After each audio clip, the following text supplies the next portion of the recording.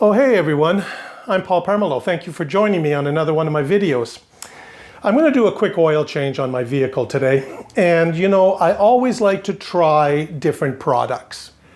And I was thinking of replacing the oil bolt with a valve. You must have seen this. Sure you have. It's by a company called Fumoto. And it has a quarter-turn valve that opens and closes the flow of oil.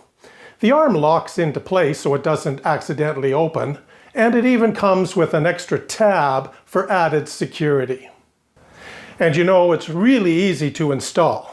You simply remove your oil bolt and replace it with this valve. Hand tighten it down and then give it an extra 1/8 to 1/4 turn with a crescent wrench.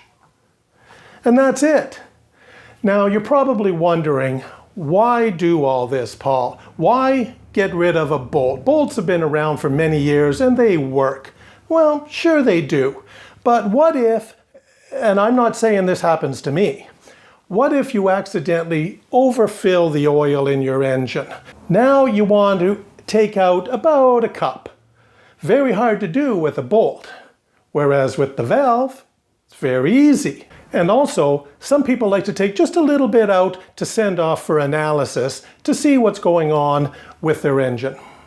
The only thing I was thinking of now is that the output of this valve is a little smaller than the input.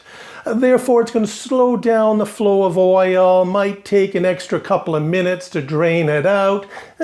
Sometimes I don't want to wait that long. But this valve also has a fitting for a hose. Well, now I can take that hose and put it right into the recycle container. And while it's draining into that, I can move on to replacing the oil filter. Sure, so the way I figure it, this could actually save me time because now I'm doing two things at once. Yep, I think that's the way I'm going to go. It's going to be great. Well, thank you very much for joining me on another one of my videos, and I'll see you later.